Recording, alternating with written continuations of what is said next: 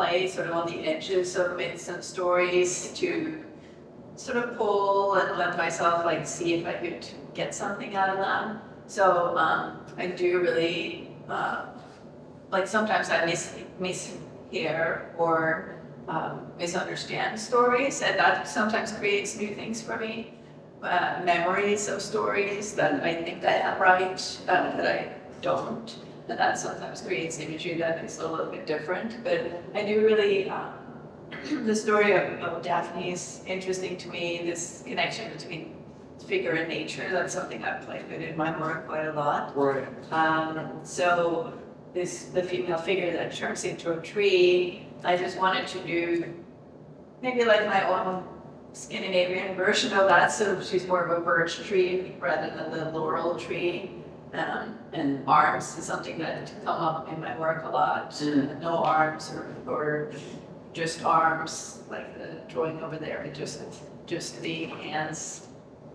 So yeah, so I've never seen anybody do arms kind of like this before, where each arm could be the actual arm. Yes.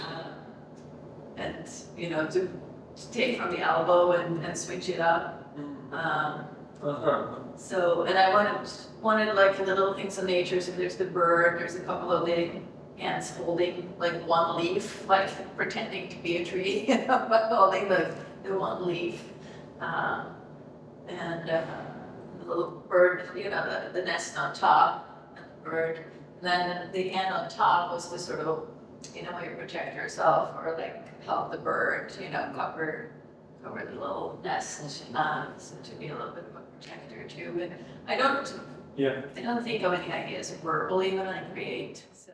You're not reading Ovid and then trying to illustrate it. It's rather remembered. Yes. What would be a story or film perhaps?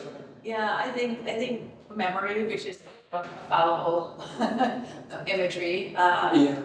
I like that it's a little fuzzy, a little unclear. Like I have an image that I come back to a few times, which was a memory of a photograph I saw that was somebody else's, and I've come back. There were some strong shapes in that I've used several times in my work. So I also have a group of work that I'm gonna work on, and I've done some bits and pieces from a more sculptural piece where I completely misremembered a fairy tale. So I made my own sort of imagery out of this, where it's a mixture between animals and humans. But then I reread this story and I was like, I got all of that wrong, but I'm gonna stick with my version. The morphology of the work, that it's going through these transitions, perhaps in some way, you know, mirrors memory, and that it's ever evolving and transforming how we remember stories, and it changes over time. There seems to be related even to how you, having had the benefit of knowing your painting for 8 years perhaps, I know that they go on for years, and that they change over time, and you go through this kind of this process of searching for the kind of image. And how do you know when you've arrived? I don't think I don't think as artists we ever arrive. And part of the title of this, then and now, is because I come back to revisit the same ideas. But that whole saying you can't sit in the same river twice. Like, I think all artists work out of a very small, actually, like, base of ideas. And it's a very limited space, but out of that comes a river. And you find different ways of expressing sort of the same thing over and over again, and then you change and you grow and you learn and you develop, and then you express the same idea in some other way. So the sculpture over here in some way, is another expression of the same similar thing, where whereas the figure and the nature that connects. Now I'm working more specifically with ceramics, which is really exciting. I love tactile mediums, and even oil paint to me is a really tactile medium. And I don't think of it as a color as much as like building blocks to build paintings with. But with the ceramics, I can really like just expand it into three-dimensional space, and then I again revisit a lot of the same ideas. Yeah. And I don't, like most of the work, I don't really know where the ideas come from. I have vague things, but I think I start just doing something, Yeah. and then I'm like, oh, this is what I'm gonna do. And then afterwards, I'm like, how in the world did I know that was what I was gonna do, or how that came up? And learning to trust that that process will actually happen. When you start with nothing, you don't have an idea, you don't have anything that you're trying to say or trying to express or trying to tell somebody. You just start putting brush to canvas or with a lump of clay, and you just follow it and see where it goes. That is even possible was something I didn't realize when I started, on this journey. But now that's like the really exciting part. When you turn around and you look back and you're like, wow, I made that. I don't know where that came from. Like, how did I know how to do this? Yeah. I'm just thinking of some of the things I know about your studio and how you work, and one of these things is that the images are painted on the wall and stretched. Mm-hmm. You have I'm not sure I've ever seen you build the thing first, build a structure. Could you talk about that? Yeah. Working on the wall, working in somewhat a space that's not confined. Yeah. Quite. Yeah, I think that a lot of the time, so I have 2 walls, and I pretty much work as large as I can on those walls. I often just cut a piece of canvas, and then I staple it and gesso it and get it ready to paint on, and then I sit and I just look at it. Sometimes the imagery will start coming out just by looking at the size, whether I think it's horizontal or vertical, and then other times I will just start putting color on. Like you've seen, like I often start with lots of color, and then I start maybe drawing some lines in there, and then I maybe sit and look at it again and see if I see something in it, or I go back and put some more stuff into it, and then suddenly like the imagery starts coming, it just starts telling me what it needs to be, and then I go after that. So this painting was just finished about 2 weeks before the show, so I did not initially plan to have it in the show, but I was asking John, like I have stretchers, I could stretch it, should I take it? And he's like, yeah, bring it, and that ended up being, the sort of more main pieces of the show, so that's exciting. The 2 figures and the multiple figures, is that a recent development of the work? Do you think you're moving toward the more? Adding. Adding. Like the 1 or 2 has been common throughout my work, I think. Very rarely is it a multiple. The one with the multiple pieces and the row painting. At the end of the wall.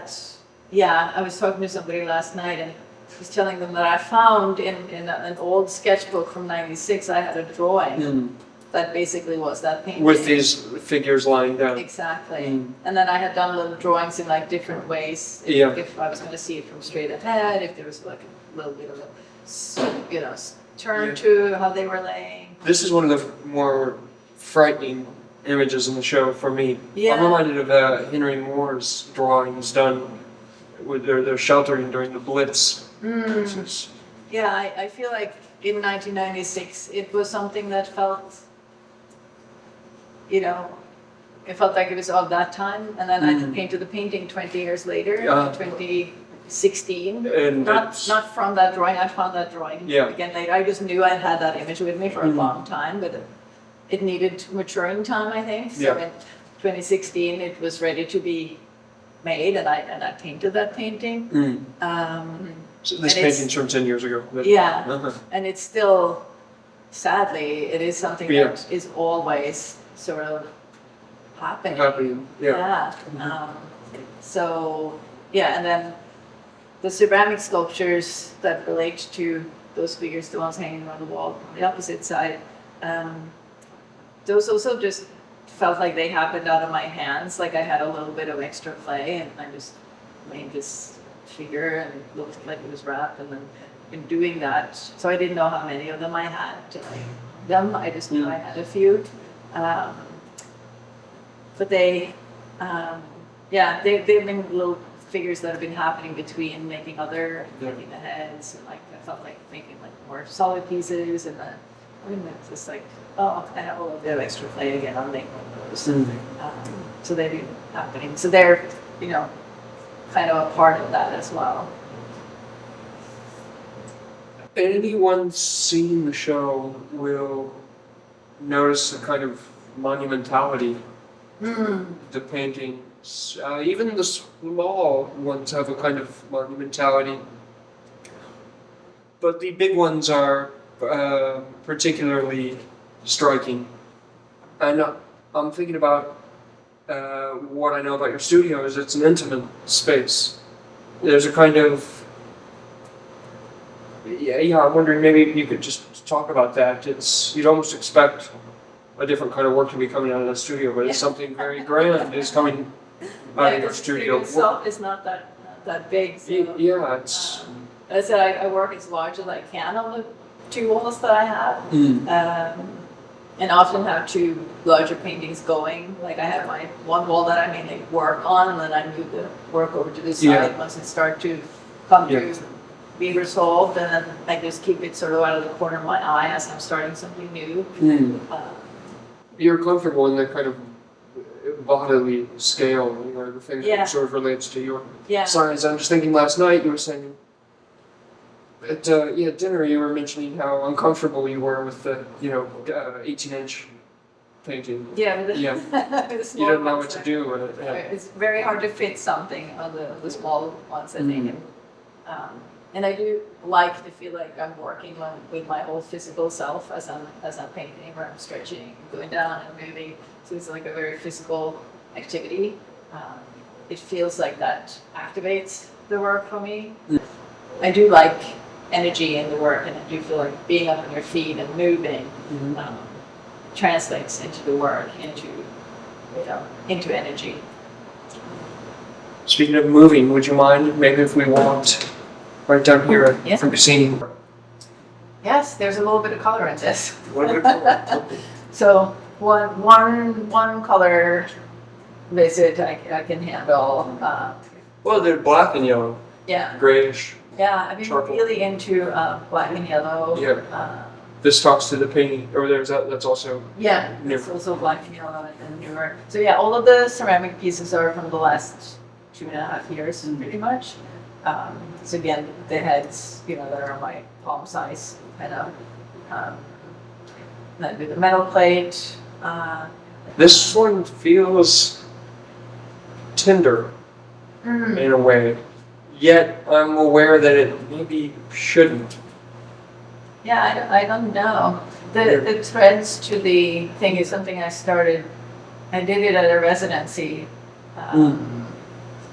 15 years ago, which I did a large plaster sculpture, and I used the whole wall, and the threads went in to create a whole figure size. I'd like to do that again, and more of a gallery setting, but this was not the space to do that. The new piece in the back gallery with the two figures leaning on each other seems related, like in that there is a kind of action happening between one and the other. That seems to be a new thing, this kind of action. Yeah. As opposed to just the iconographic statement.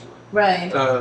The image of a singular that's interesting. image. There's a kind of there's something else happening in these few of these recent ones. Yeah, it's always fun when something kind of newish shows up. So the rings coming out of the eyes is something I've done for a long time. Yeah. That came from a verbal idea, like the idea of seeing red. Seeing red. Right. That phrase. It's an expression. Yeah. And then I was like, Right. was so blue or yellow? Or what does that mean? And so I played around with that and did a lot of drawings with with like the rays coming out of the eyes. Okay. I also started doing arms coming out of eyes for a while. That was a different thing. Yeah, so weird things happen. Yes, this again just came back to that idea and then the new color thing and seeing if I can sort of contain that ray and still have it somewhat like, I wanted that like hint of a circle on the bottom, but still like broken up, so it's not, again, not something literal, not something you can quite grab. And then that yellow light sort of happening on the figure, that was really fun. Well, on that, we're on fire, I think.